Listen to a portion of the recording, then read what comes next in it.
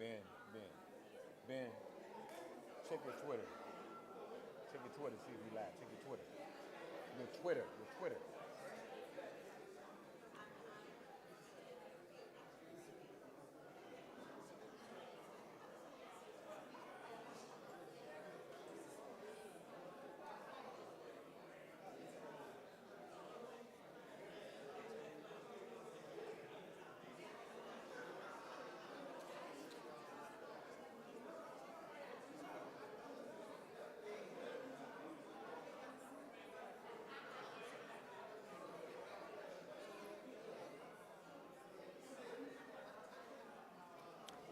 All right.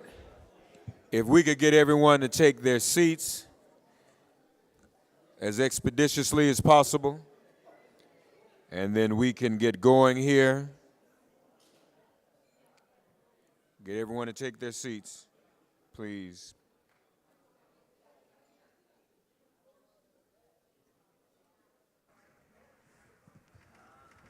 All right. If you all see anyone on the outside, please encourage them to come on in so we can get started.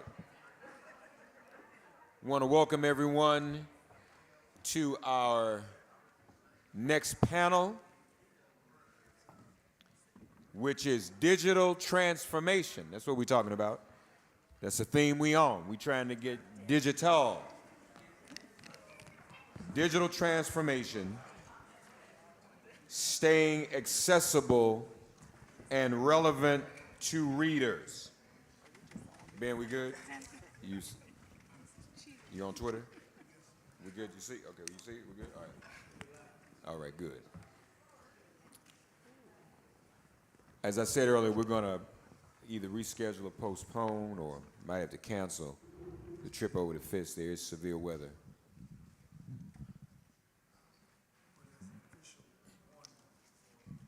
Tornado? Still tornado watch? Okay. Yeah. Digital transformation. This is, by the way, the Los Angeles Sentinel panel.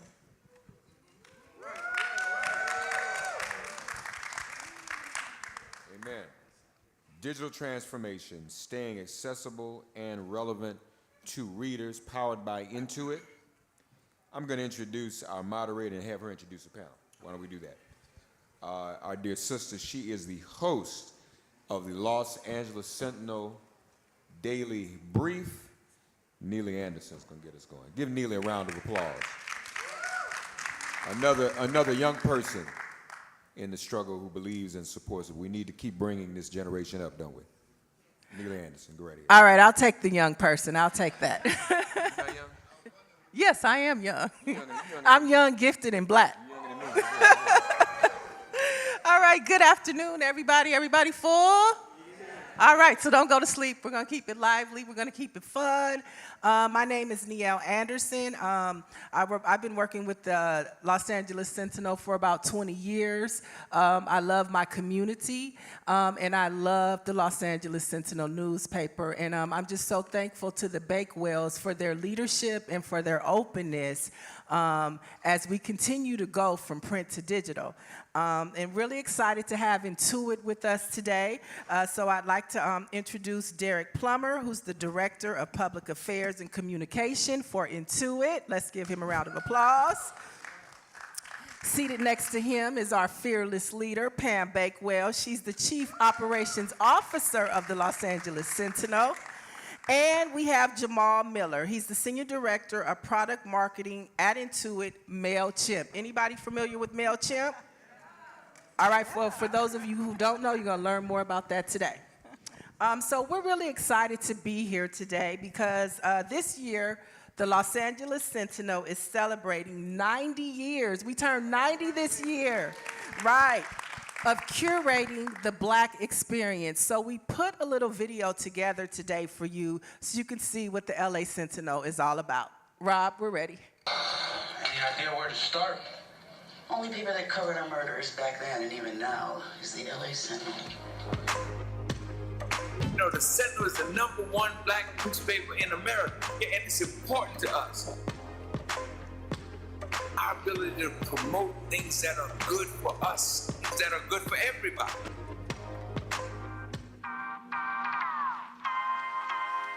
The Sentinel is our voice speaking for ourselves.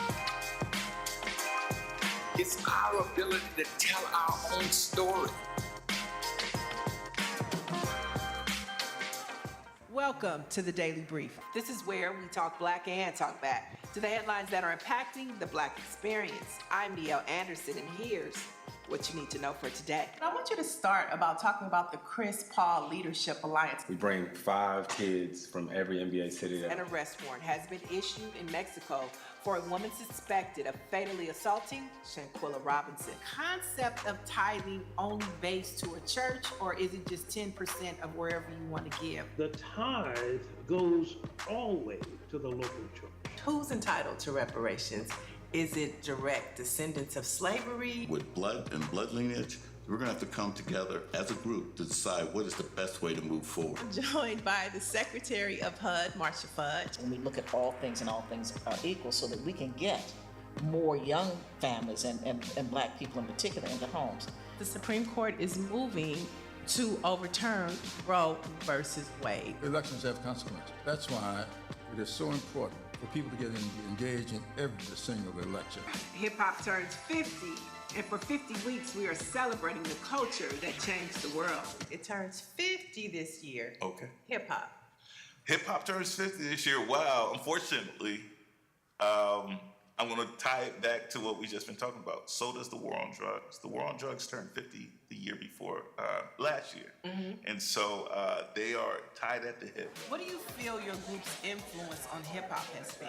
I feel like Salt and Pepper brought fun, fashion, and femininity to hip hop. One of my producers told me that Biggie Smalls was influenced by your style. Have you heard that? Yeah, I heard that. MC Hammer. A lot of you guys forgot that MC Hammer was on Death Row Records. The West Coast legend Snoop Dogg. You've been working with him for 25 years. Yes. Do you think that West Coast hip hop gets the just due that it deserves? We give ourselves our just due, but on the worldwide scale, I would say no.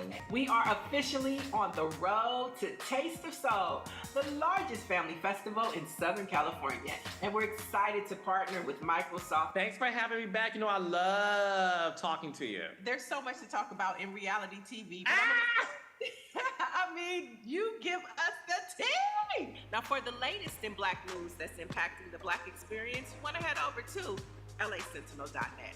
I'm Neil Anderson, and you have just been debriefed. So, thank you so much. And a lot of that has to do with the leadership of the Bakewells and Pam, you know, giving us the wings and say, go, just do it, just do it. You know, sometimes they pull us back in, but we push the envelope sometimes. All right, and so Pam, I want to start with you, with just seeing that we're celebrating 90 years. We've gone from print, now we're at digital. Talk to us about that transition and some of the challenges and some of the successes that have happened over the past few years. Thank you, Neil. Can you hear me with this? No. Can you hear me now? Oh, okay. Well, first I want to thank Neil for doing a great job. You see, we know talent when we see it. So thank you, Neil, for putting that together for us.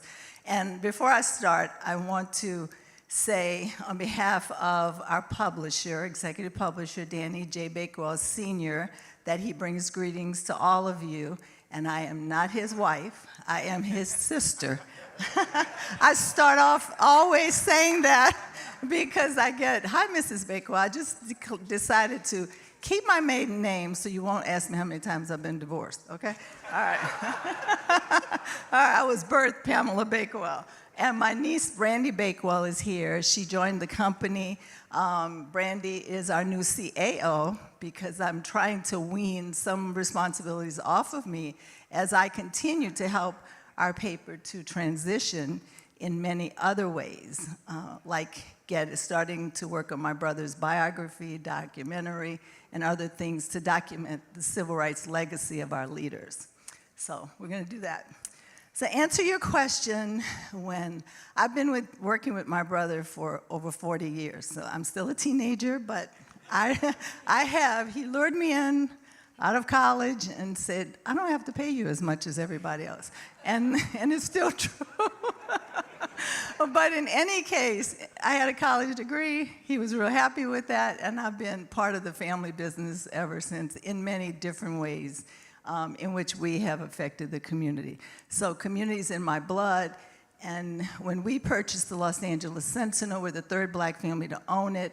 You know, I was honored because I had been working in the nonprofit segments that Brotherhood Crusade and other ones that we helped to found, Danny I.E. helped to found. But working the black press was such an honor because, you know, first of all, I'd never done it because I didn't understand why we were doing it because I didn't know what the heck I was doing. But what was interesting about it, it was the same as working in nonprofits. It was still telling the story of our community. So with that, you know, the print was doing well. I mean, we're history makers in Los Angeles. But over time, I could see, and I brought to Danny, my nephew also works, we're a real family, we believe in nepotism, as I'm sure many of you do too. My nephew, Danny Jr., works in the paper, and we both knew the importance of us getting to the, you know, the digital space. So I took that on when I worked with the paper, you know, way back when, and I said, if we don't make the transition now, we're going to be irrelevant. We don't want to lose our place in history by just not transforming. It was hard because my brother being one liked print advertising revenue. And he didn't understand that whole world, and neither did I. But so I called upon some experts and some IT people who could help me to understand. But when I saw the LA Times one day send to my inbox, hi, Pamela, your LA Times is here. I said, oh, no, heck no, we gotta do this. And I called our IT guy, you know, and I said, how can we do this? I mean, because the advertisers don't just want a website. We had the website. They want to know that their ad that they just paid, whatever they paid, is going to be seen by in the same iteration as what they were doing. I want a web ad too, revenue, and I want other revenue. We now into social media revenue, but the main thing is, how do I monetize this? We really didn't understand it. But the first thing I had to do is make it happen. So he created what we call our e-paper. People have different names for their digital papers. So, because I wanted people that got the paper every Thursday to actually be able to get it on their inbox that same day. So when I saw, hi, Pamela, your Los Angeles Sentinel is here on Thursday morning between 6 a.m. and 8 a.m., I knew we were on our way. So that was our first major transition. Well, the website, we did get a website, but I knew it wasn't enough because web ads don't quite add up to the revenue of a print ad. So, but now I could say to our advertisers, I can start increasing the email numbers we had and add that to the numbers of our print distribution, and they're happier, so I don't lose my print advertising. They're just getting a double bang for their bucks. And then we went, besides the e-paper, we went to, you know, social media advertising, and, you know, right now they're minimal because I know everything's about the numbers. So, but we have to get there. So we do have a rate sheet called our digital rate sheet, in which we sell advertising on our Twitter and our Instagram and our Facebook. So we have a team now. Finally, just even to say to my brother, I need a digital team. He's like, are you crazy? You know, we're trying to pay for the people that work here that put the paper out. But you really do have to transition. And he really likes Niel, so that was easy. Because she was our religion editor way back when. So getting her involved, and she believes in it, it does help when you have people that you trust. And she was able to take us there. So I'll go to, then now she brought us into the podcast business. We all work on that collaboratively. And I'm getting sponsors now to sponsor our broadcasts, our podcasts, our videos, our daily briefs. But they also get ads in the paper. they're getting more bang for their buck. And we do e-blasts. So the e-blasts, they're all, and we're trying, whatever else you can give us, I might add that next week. But, but the point is, we're willing to change. And that, I think, is the underlying way that we've grown. All right. And I think Pam just brought up a good tip. You know, when you're looking at building digital rate sheets, you should combine your numbers, right? So you take your e-blast numbers, you take your online numbers, you take your paper numbers, and that might take you from 75,000 to 250,000 impressions per week, because it's just all how you frame your numbers. And so we know that collaborations, partnerships, and sponsorships are the key for us to grow. And so right now, I wanted you to take a look at our partner here for this panel, Intuit. Rob, we're ready.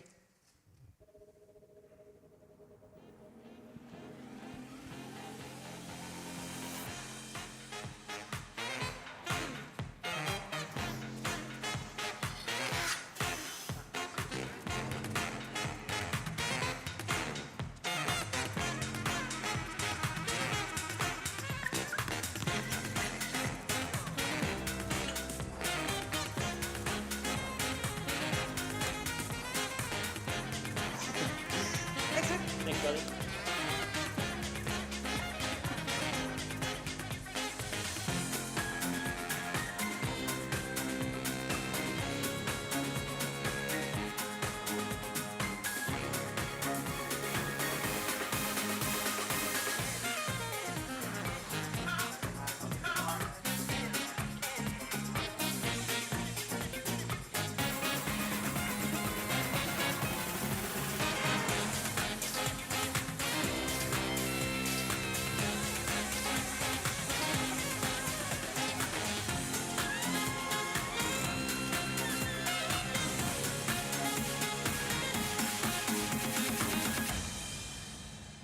Intuit.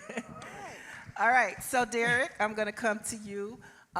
Many people don't know that Intuit has as many brands as you all do. So can you talk to us about Intuit and the many brands and how you guys all work together? Absolutely. So first and foremost, it is such an honor to be here today. More importantly than Intuit and all the fun things that we do, in front of you are two Morehouse men, which I'm really excited about. But two Morehouse men who have been, and I won't speak for Jamal, I'll speak for myself, who in many ways, this is a surreal moment for me. I am sitting on a panel and in front of men and women who have, whether you knew it or not, shaped my life, have influenced my passion for our community.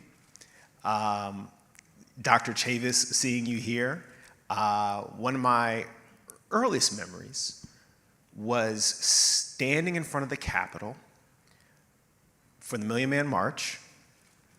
I remember I sang in the choir for the Million Man March. I can't sing, but I sang in the Million Man March choir. And I remember my father, who's a Jamaican immigrant, and I turned to my dad and I said, Dad, one day I'm gonna work in this building, the US Capitol. And one day I did work in the US Capitol. Worked for a couple members of Congress, later worked for the Obama administration, et cetera. I was influenced every day listening to Radio 1.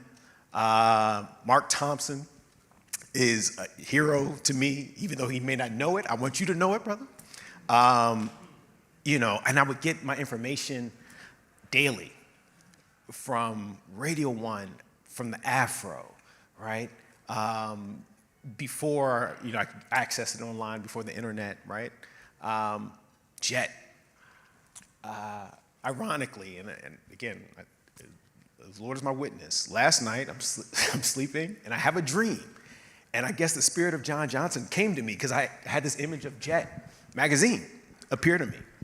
And I say all that to say that the power of the NNPA, the power of black press, whether we're talking about newspapers, whether we're talking about radio, whether we're talking about television, podcasts, you name it, changes lives.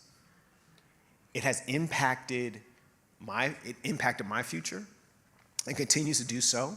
And so when I think about Intuit, right, and so you saw our logos and you saw all the fun things that we do, our fundamental mission is rooted in powering prosperity around the world. So I don't know how many QuickBooks users we have in the room, but we make QuickBooks. TurboTax, we make TurboTax. Credit Karma, we make Credit Karma. MailChimp, we make MailChimp. Mint, personal budgeting, we do that. So whether you are an individual or whether you are a small business owner or even a large business owner, right? Whether you are trying to just do your taxes or whether you're trying to tell your story to the masses, our whole mission is rooted in powering prosperity, meaning that we have the tools that will help you get from where you are today to where you want to be. And fundamentally, one of the things I've been talking about, and I mentioned this to Pam and Mr. Bakewell and others as we talked, we can't talk about powering prosperity around the world if we don't do it in our own backyards. And so that's who we are. I'm extremely honored to be here, and I talked way too long. But back to you, Nia. Oh, you're fine. And let me just say, Derek's passion is real. I met Tanya, who's with Intuit as well, at the NAACP golf tournament. And she was like, okay, let's meet, and I want you to meet, my boss, Derek. I said, okay, fine. So we set up a meeting, and it was raining in California. And it was a severe storm, and the power went out at the Sentinel. So I called them, and I say, well, are you sure you want to meet? The power's out? They showed up, and we sat in the dark. And we met, and we talked, and he was very intentional. They were both very intentional about just being able to be a part of what we're doing at the Sentinel and getting more involved with the Black press. And so here we are today. So he's serious about what he says. And now we're going to talk about a word, the ecosystem. Has anybody familiar with the word ecosystem? We're going to talk about the digital ecosystem. And so, Jamal, I want to pivot to you. How many people send out e-blast? Okay, so Jamal, I'm going to pivot to you to talk about MailChimp and what it means to have a digital ecosystem. Absolutely, absolutely. First, a Morehouse man always does what they say they're going to do. Is always passionate about what they say they're going to do. So not a surprise. Thanks for having me. I'm Jamal Miller from MailChimp. Digital ecosystem. So a lot of what you heard Pam talk about just a moment ago represents a digital ecosystem. It's really, what are all those piece parts that you are using to engage with your audience across, internet and digital properties? We've done a lot of research in this space at MailChimp, and small and medium-sized businesses on average have 5 or more different tools that they're using to accomplish this. One tool for your website, one tool for your email marketing, one tool for your social media, another tool to manage ads, another tool to manage your blogs if you have them, podcasts. And so what your digital ecosystem is how you organize all of those tools in a way that allows you to share data between them, to learn insights about your audience, in a way that allows you to be more personalized and tailored to the audience that you're engaging with based on how they're interacting across those different channels that you have. And a lot of what we talk to small businesses and medium-sized businesses about is how can you maximize the value of your digital ecosystem by combining tools or connecting tools together so that you are really getting the most out of the data that's being generated. Every single one of those tools is generating a treasure trove of data that you could be using to better engage with your audience and better personalize for your audience. So thinking about ways that you can do that, ways that you can connect those dots so that you can continue to grow your business over time. And I just want to ask another question about MailChimp. Like, we're here in front of many publishers. How would a publisher benefit from using MailChimp? Absolutely. So one of the things that we try to do is make it easy for you to connect those tools together, right? So historically, MailChimp is an email marketing tool. However, we've also over time grown and added additional channels. You can also manage your social media accounts from MailChimp. You can connect in your website so that you're sharing data from your website as you're collecting email addresses and phone numbers from your website. You can bring that data into MailChimp. And it can kind of serve as a hub where you can keep track of all of that information tied to your subscribers or for your contacts. Use it to manage and schedule out your campaigns over time. And use it to just get a better idea of how your audience is interacting with you. We have over 12 million customers around the world, so we've been helping small businesses do this for a long time. And because of that, we've heard a lot from our users around what they really need to grow their business. And it really comes down to connection between those tools and the ability to action on that information, to segment, to send personalized campaigns, and to manage your overall ecosystem. So that's what where we step in. Go ahead. I have a question. We, as you saw, we're doing a lot of things. I don't think we're connecting a daggone thing, but but we're doing this. Does this mean we have to kick out other types of things we're doing? Like we might be using a different type of mail system. I believe we're in the Microsoft system there, and you say you have another one. How do we make that transition to connect these dots? Yeah, so it's not easy. There are a few ways you can think about it. There are, in some cases, you can combine tools into singular platforms. So we allow you to do some of that with MailChimp, for example.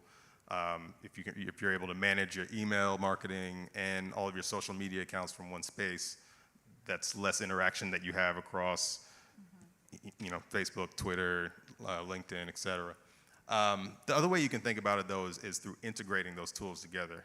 So, if you have a developer in-house or can access one or can work with a company like MailChimp to get you access to one, they can help you to tie those tools together so that data is being shared across through integration in a way that allows you to take advantage of that information. So there are a couple of different ways you can go about doing it, and a lot of it depends on kind of your budget, obviously. If you're trying to kind of bring your budget down, you might want to look into consolidating tools so you're paying one. I said, are you expensive? I'm trying to get him to commit.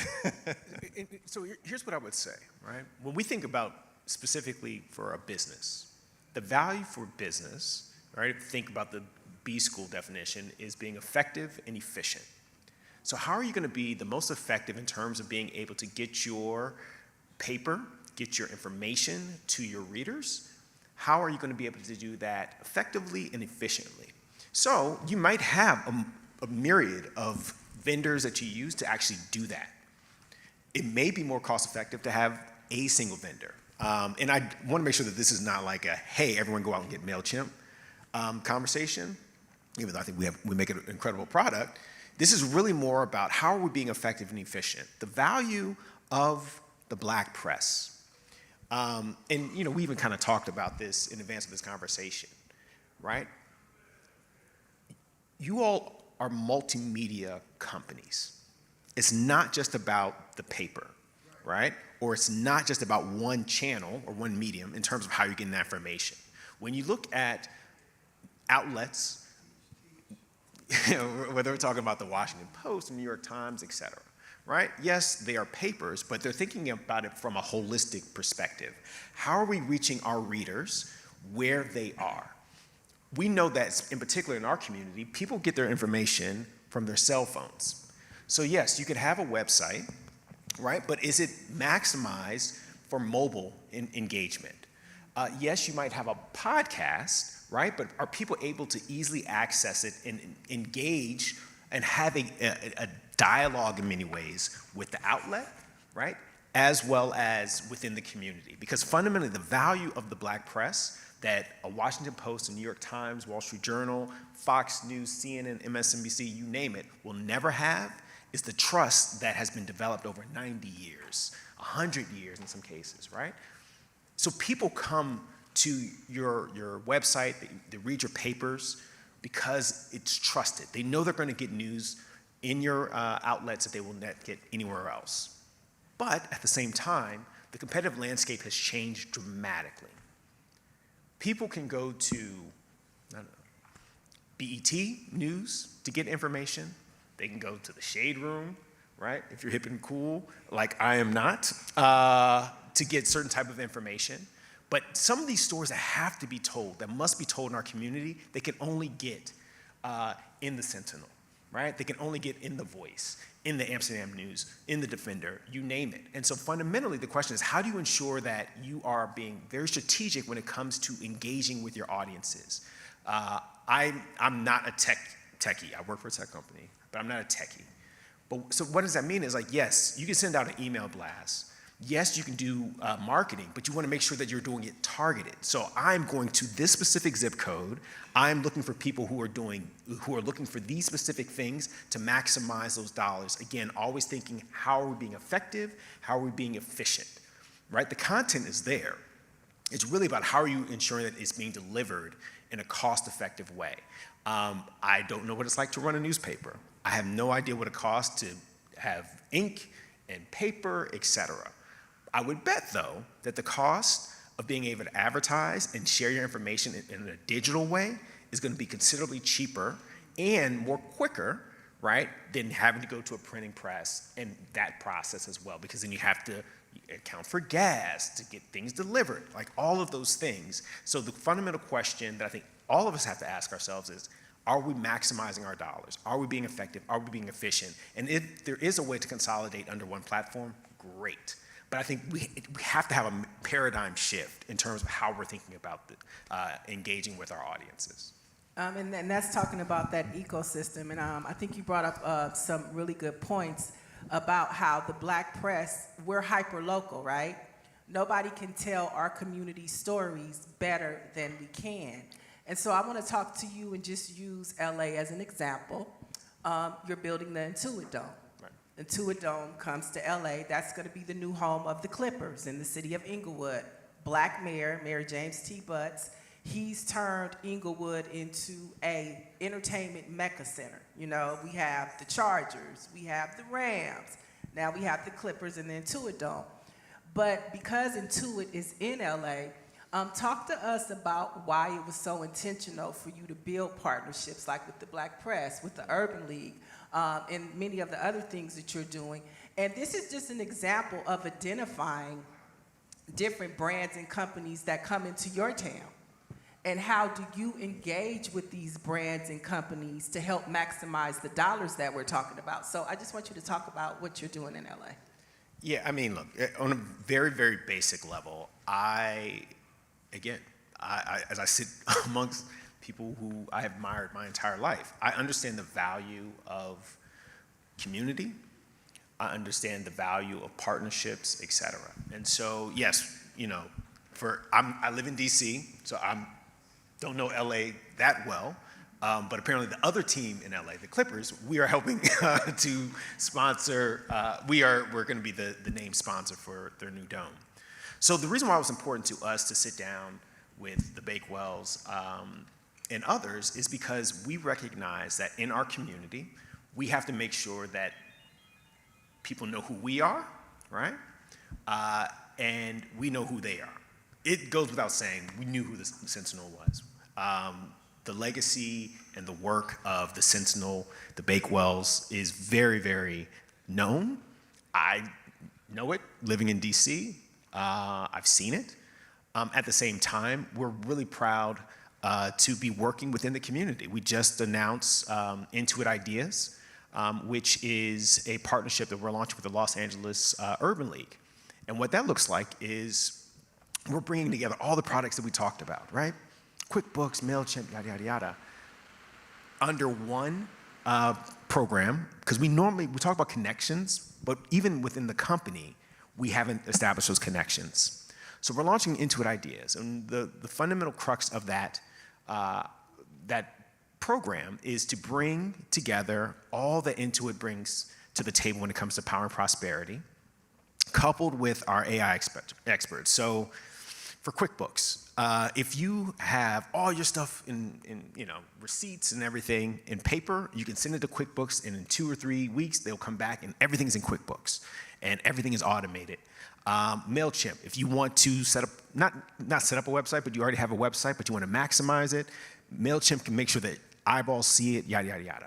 So we're bringing together the power of our platform and our experts, coupled with the Los Angeles Urban League, who has a history of working within the community, doing business consulting, et cetera.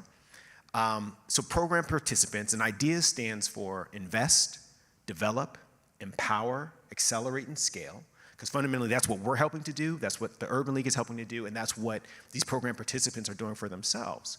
We're bringing this program to Los Angeles.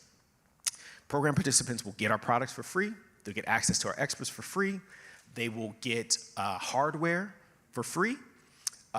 They will have a business consultant from the Urban League for free. And at the end of it, they'll get a $10,000 grant to help scale their business. And Intuit Ideas is a year-long program, and it's something that we hope to actually be able to bring nationally.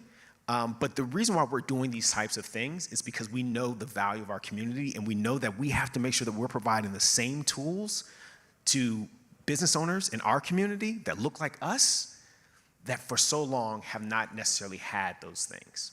So there was a really long answer, but hopefully I think you hit it. But and part of that ecosystem is it coming to the Sentinel for us to tell the story, right? For us to help get the message out to our community about these programs. So that's part of the ecosystem.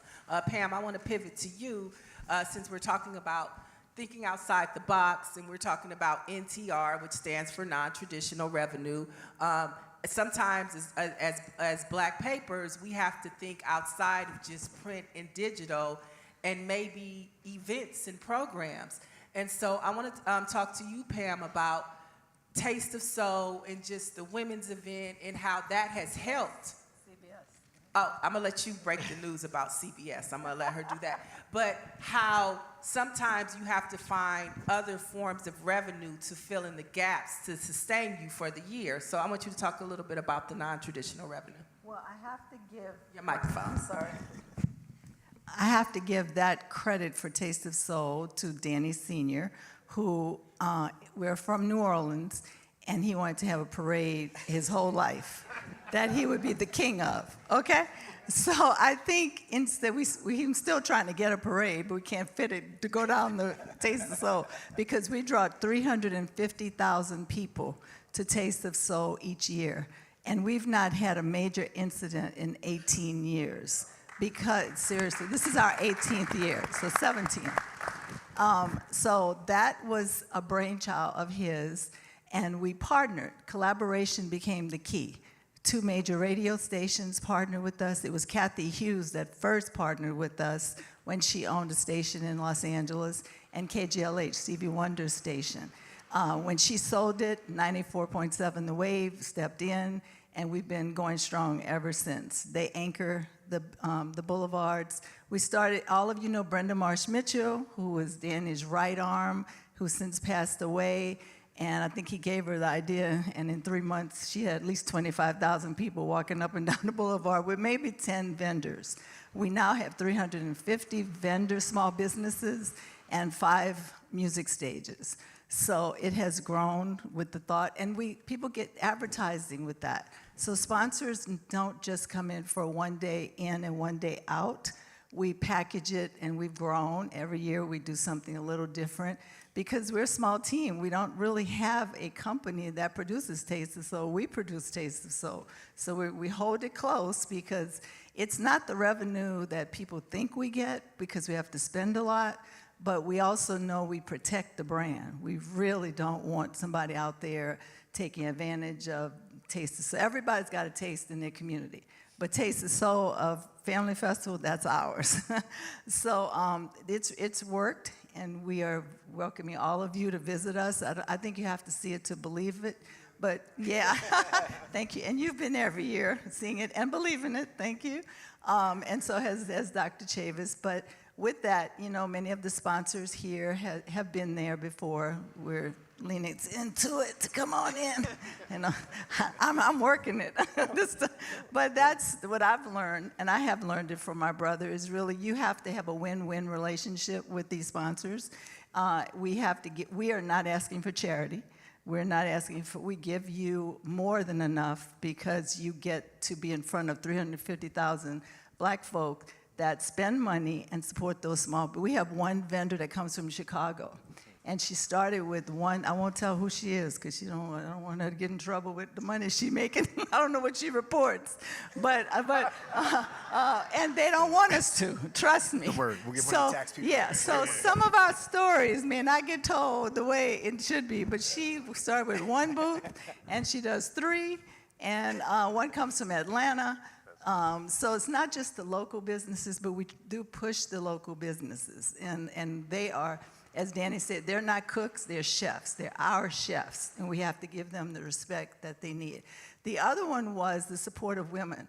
So in our 90th anniversary, well, we started it before this, we wanted to do the power, influence, and leadership of the black woman. So I was determined we're going to do something for black women before I get out of there at some point. So we did it before the pandemic. It was a success, and we decided this year when we brought it back, we'd celebrate our 90th anniversary at the same time and upscaled it to the Beverly Hilton Hotel. We had 700 guests. We were able to charge, at least $500 a ticket, and we were able to have more non-traditional revenue to come in. So yeah.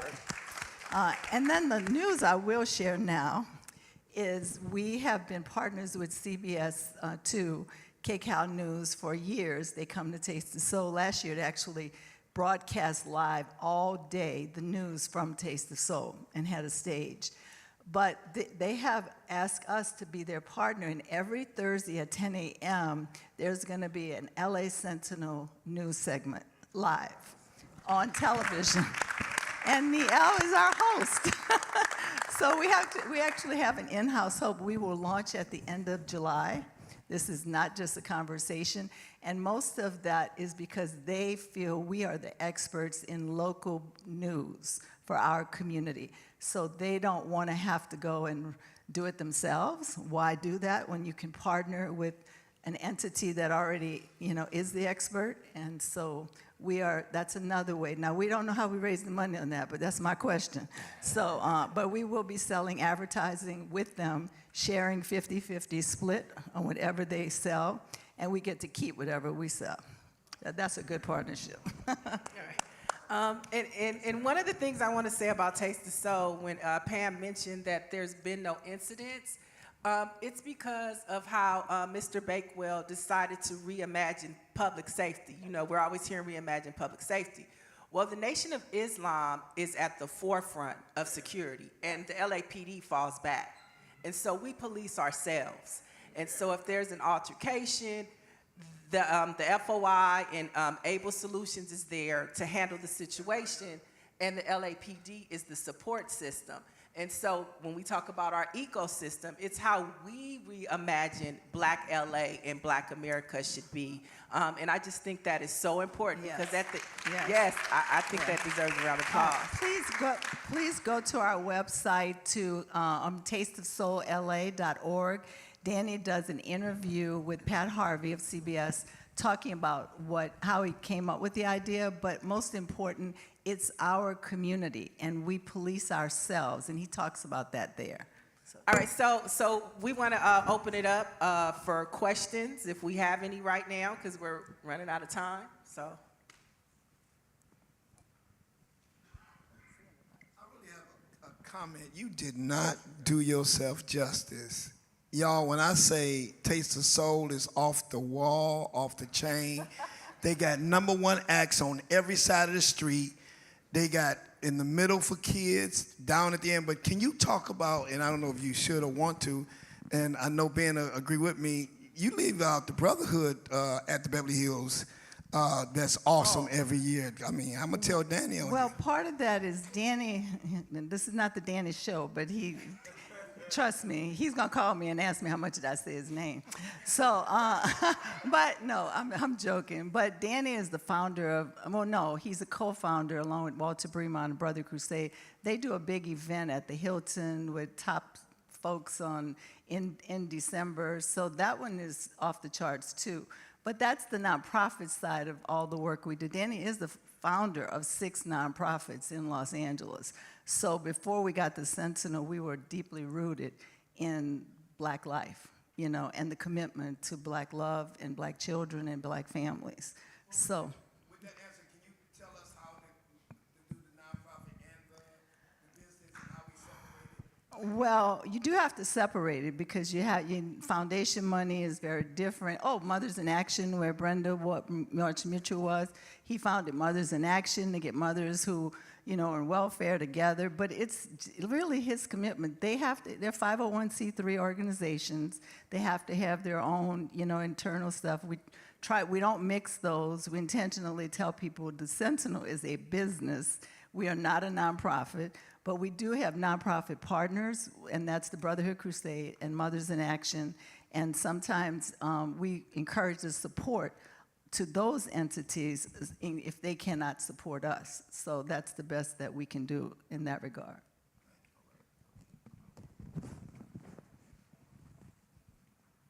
So Tracy with the Minnesota Spokesman Recorder. So my question is to Intuit and to MailChimp. So my first question to Intuit is, I do have QuickBooks.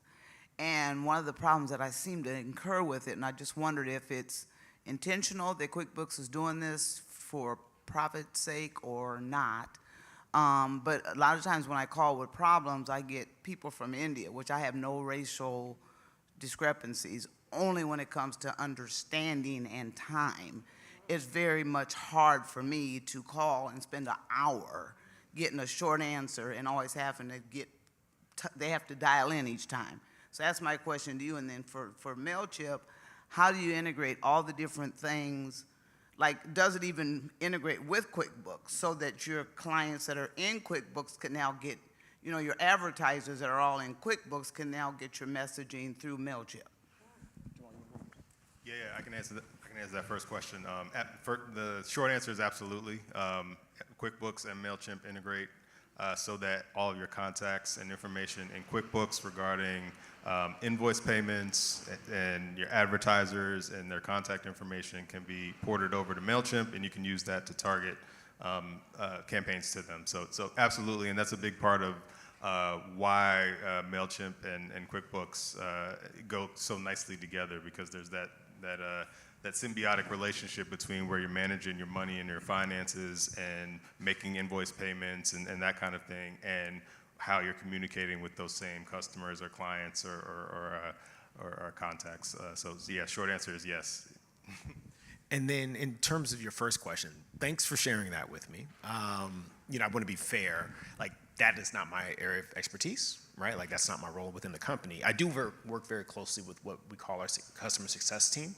And so, two things. I'd love to hear a little bit more about your experience. We can talk afterwards. But I promise I will share that back all the way up to the top. Again, I have a very, very close relationship with that leadership team. Because people should be able to engage our products, they should be able to engage our support, and they should be able to engage our experts with ease. And that's what we're working towards. And so if that's an issue, we should address it. Sound good? Question, as it relates to your daily brief and podcast and all your digital work there, can you explain the process in which how you handle content, guests, and things of that nature? Does that just fall on you solely, or is there a team in place? Can you walk us through that? It's a collaboration. So Danny Jr., who is Mr. Bakewell's son, he is the executive managing editor. So a lot of the content, I'm really honored that the Bakewells trust me to choose. But sometimes when it has to do with politics, I go knocking at the door, because you always have to make sure that you're giving the right message, especially when it comes to our community, and just, making sure that we're talking the right language. So it's a collaboration. And then we have a writers team to where we just started having meetings, because we want to hear what the younger people are talking about, what are some of those issues that we should be talking about. So it's really a collaboration. Do you meet daily, weekly? Most of the time it's daily. Like, we'll pick 5 stories and we'll say, okay, we're going to talk about this, we're going to talk about that. We've been trying to do on Fridays highlighting hip hop, because it's 50 years of hip hop. And a lot of things that we're doing is to test to see if it is sellable, right? So if we say if we're doing 50 years of hip hop, maybe we can create a package for it and pitch it to the labels. So when you look at, it's like, did the chicken or the egg come first? Because we know we're in the business of creating content, but we also know that we have to sell the content. And so I'm creating content, but then I'm talking to Pam like, well, that's not selling. That's not selling. So it's like, you have to find the balancing act to pick the content. You can't let the money dictate the content because we're too valuable for that. But you have to find that balance to make it all make sense. And if I could, and that's why this digital transformation is so important, right? Metrics. And Jamal can speak to metrics way better than I can, right? But fundamentally, your ability to know who is actually reading your content, what is more important to folks than not, what are people clicking on versus like, hey, did we sell enough papers, right? Or did enough people, go to this particular stand versus that stand? Because at the end of the day, people are consuming information very, very differently today than they were a year ago, right? The pandemic changed a lot of ways in terms of how people think about how they interact with the world, including how they consume information. And so as you start talking about what the value proposition is, it has to be rooted in metrics. And that's why the digital transformation is so important, because if you cannot articulate to advertisers, if you cannot articulate to the community, right, what people are interested in, it's going to be extremely, extremely difficult. And what cannot happen and what should not be happening are our outlets being left behind. And it's not all or nothing anymore, too, right? In the past, it's one program for your entire audience. Today, the holy grail is this idea of kind of personalization at scale, right? Where at each individual reader or subscriber is getting the content that's most important to them or most interesting to them. So you might have programs that speak specifically to a subset of your audience, but if you can do that really, really well, and create another program that speaks to another subset of your audience really, really well, and know who to send what to at what time, like that's the holy grail, and that's where, to your point, where that data comes in handy to be able to parse that out. And it's easier and more feasible and more cost effective than you could ever imagine. Right, and like today, I took notes when Google said that the top 5 things are race relation, comedy, money and finance, pop culture, and relationships. So that information I'm going to take back to the table and figure out, like we have Black Money Matters, which is a podcast that we have sponsored by Chase. So we know right now that that's something that we definitely should be pushing more. So just, it's good to make sure that we're taking in this information this week, especially data, so that we can incorporate those when we're talking about our editorial content. Thank you. Denise Rolark Barnes with the Washington Informer in D.C. And Pam, I just want to say, or all of you all, I've been to Taste of Soul thanks to NNPA once. I saw an ocean of people 10 blocks down the street. It was amazing. It was the most amazing experience, and congratulations for keeping that going. And Pam, I want to know a little bit more about your journey, because a lot of us are in your shoes, and this digital transformation has been more like, a walk by a person who's been drinking too much and just, you just don't even know what direction you're headed in. But you said you got a group of experts. And part of that is a challenge. How do you know who you can trust? How do you know who's really going to give you the best advice to make that transformation? And it's not, these two gentlemen are that, but it's not there just to sell you their product, but who's really looking at your overall, business model to try to figure out what's best for the Sentinel. And that's what I find some of us are having a challenge with. We have all kinds of tools, and really nobody in-house to really take a look to say, is this working? Is it worth it? Should we move the, you know what I'm saying? You know where I'm going with this. So I just want to know a little bit about your journey. Well, first of all, you know Brandon Brooks very well. You talked about Brandon was our former managing editor. He was also he still is my son. I was gonna say he was my son. He still is my son, but he's moved on into his own company. But Brandon met, we had a lot of people approaching us about this, and to your point, we know who we can trust, who we didn't trust, and he met someone who he trusted and say, you should talk to this guy because he's not going to take advantage of you. And that guy is no longer with us, but he just referred a new person to it. But he was with us over 10, 11 years. That's the one I'd call and say, I want an e-paper. I don't even know what that is, but can you make us one? And he'd take my call. He'd take my calls at any time of day. He became so invested in our growth. He would advise me. it was just a labor of love, but it was one person. It wasn't a company who just was an expert. His business has grown, and I would not trust anybody else until he referred the next person to me. And so it wasn't exactly easy, but it was built on trust, and someone has to tell you. I don't like putting ads in the paper and saying everybody's going to want to work for the black press, but they may be just wanting to get the most out of it. We were very blessed to find people who want to invest in us and see our growth. So, I mean, I don't really have an easy answer. It really is your gut that has to keep looking for that person that wants to help you grow. Because we don't have a big team. We're a pretty minimal staff to do big things. But I do bring consultants on for Taste of Soul because there's no way that we could do that. But that's the one time a year that I add people, and again, not just anybody. I don't take volunteers. I take volunteers that come through the nonprofits that work for us, that work with us. And my sponsors now bring armies of volunteers. You know, Chase will bring 25 volunteers, Bank of America, 25 volunteers.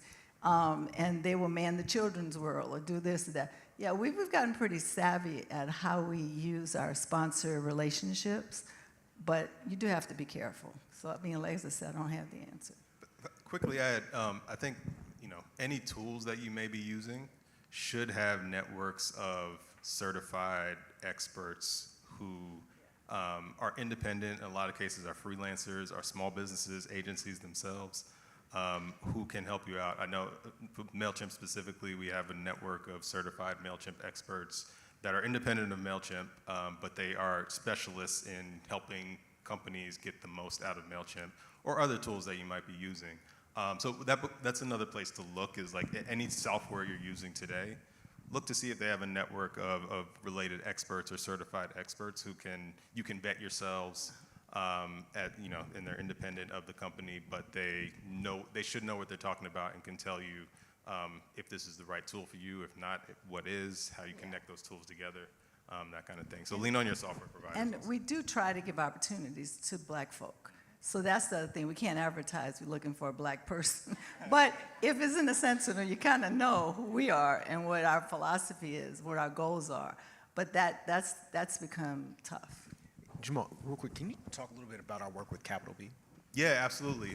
So Capital B is a startup news organization, black-owned startup news organization that is looking to kind of reimagine kind of what digital-first local news could look like. And we recently, they're MailChimp customers. We recently did a podcast with them. If you have a chance to listen to it, we can make sure that you all have a chance to take a look. But one of the things that they really honed in on was how important it is, going back to the conversation around data, how important it is to talk to your audience. They'll tell you what they want if you talk, right? So you can analyze the data that you're getting passively from them, but also go out and talk to them and ask them what they want to hear about, what their interests are. And they found a lot of success being able to use tools like MailChimp to kind of consolidate that information and use it to make decisions as they're growing their business. So that's just one example of a media organization kind of in a similar space as you all that has been using our tools to get some value and learn some I think we got about maybe 3 more questions, so we're going to get to I just want to know, I'm Adrian Council from the Positive Community in the New York, New Jersey market. Does your non-traditional revenue exceed what you do with the publication? And how does that work? Qualitative, quantitative? I think we have, with the Taste of Soul, gone beyond our wildest dreams.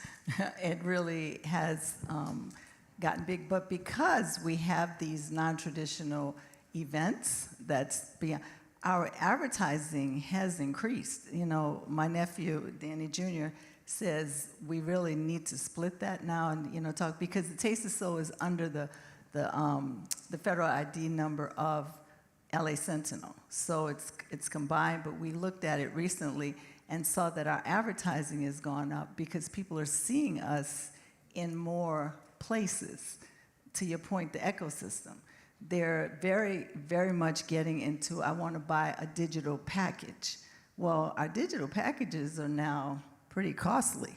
So we're able to up the numbers because they know we're touching a lot of people. So I use the data I get from Taste the Soul to say to them, you need to do business with us because we can take you on the road with us and touch a lot of people.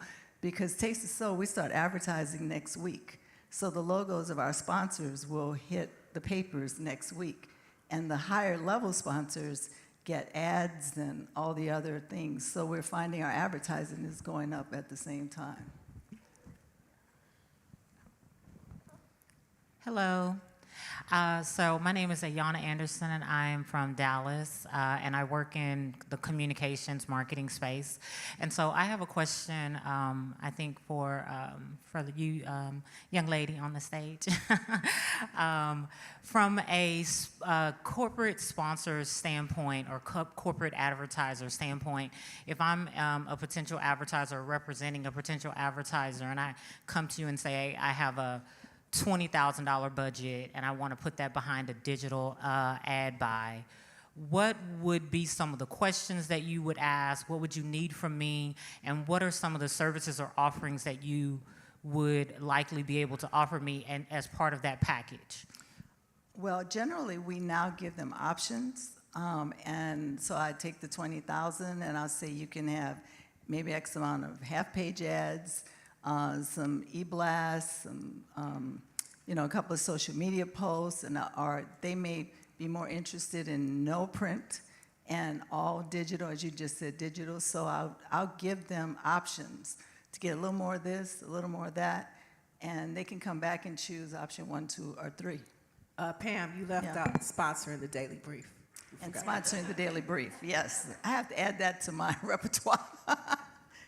She always said, you forgot about me. But so I said, you go get your own advertiser. I got mine. Last question. Thank you.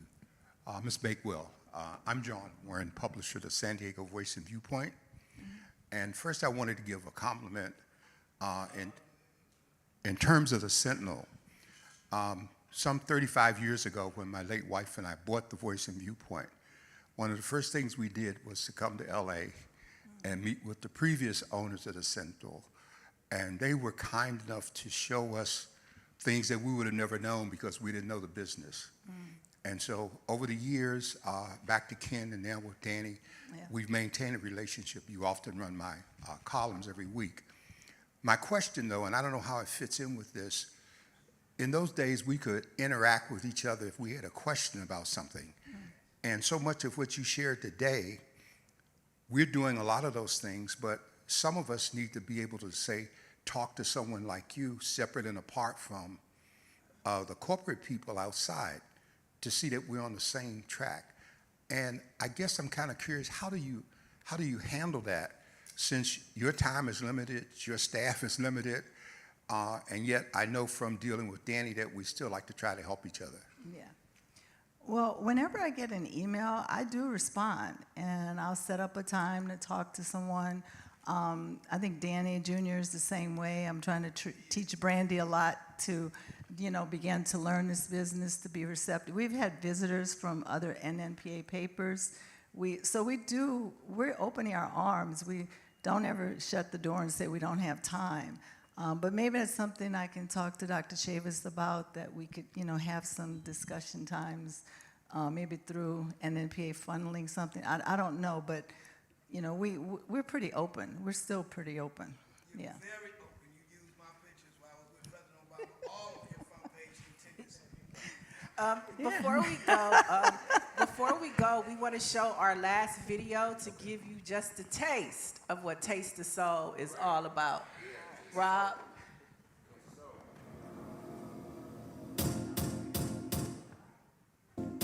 It might seem crazy what I'm about to say. Strolling already. Strolling on the shelf. They don't have a space on the boulevard.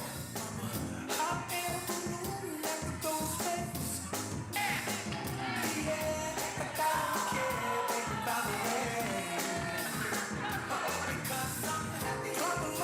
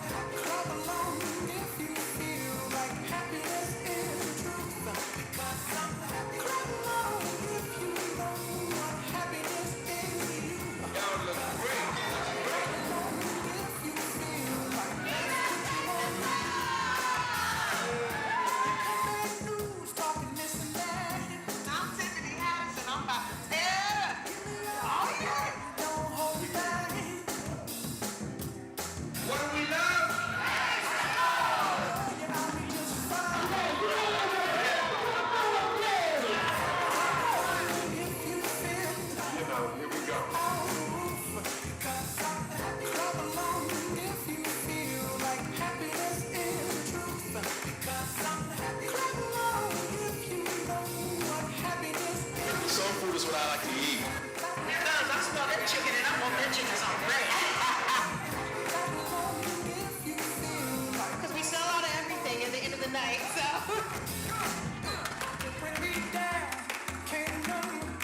Are you loving it? Is it in our community? You want it again next year? Well, let's see if the taste is so.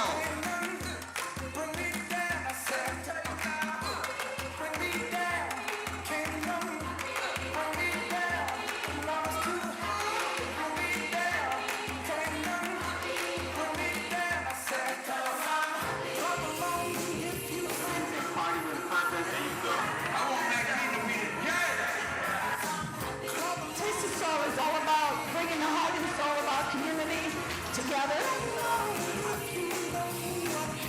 Keep the dollar moving in our community. You ain't got so you got to go home.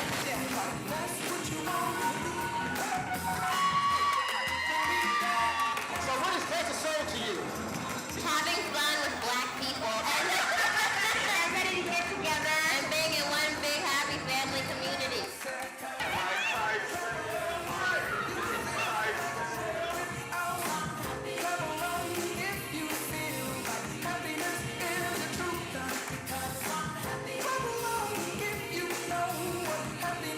Let's hear it by ourselves. Let's hear it by our community. Touch everybody, feel it, live in the moment. SEIU in the house.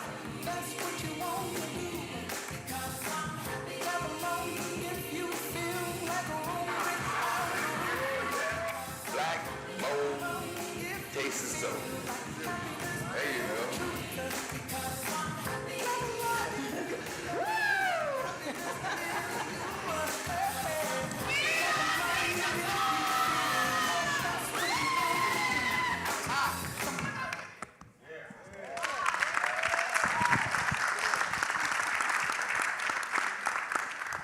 And just so you know, Tiffany Haddish is our celebrity co-chair for this year's Taste of Soul. So that's it. Thank you, Derek. Thank you, Jamal. Of course, Pam, always. And that's the LA Sentinel, 90 years. All right. Well, thank you, Neely. Let's thank this incredible panel. Give them another round of applause, if you would, please. And I know a question was asked how we dialogue. I just want to remind everybody, this has all been streamed live, so it is available to everyone. Black Press USA, Facebook, Twitter, and YouTube. See it, share it on your publication's website. We shared it. It's live streaming, Dr. Chavis, on our website right now. And a special thank you, Dr. Chavis, not just for today, but just for the legacy that you just provided to Black America. We love you so much. No, we do thank Dr. Chavis. Everybody okay? So we'll break for now. We aren't gonna do the tour, as I said, because of severe weather. Hope everybody's having luck and good fortune with the app. If you still need help, anybody still need help with their app, raise your hand. See me, all right? 2, Stacey Brown is still doing interviews upstairs on the 28th floor. Go to room 2814 if you'd like to be interviewed on camera with Stacey Brown, especially with regards to affirmative action today, okay? Hold it, let me get my book. The Messenger Awards are tonight. We will meet downstairs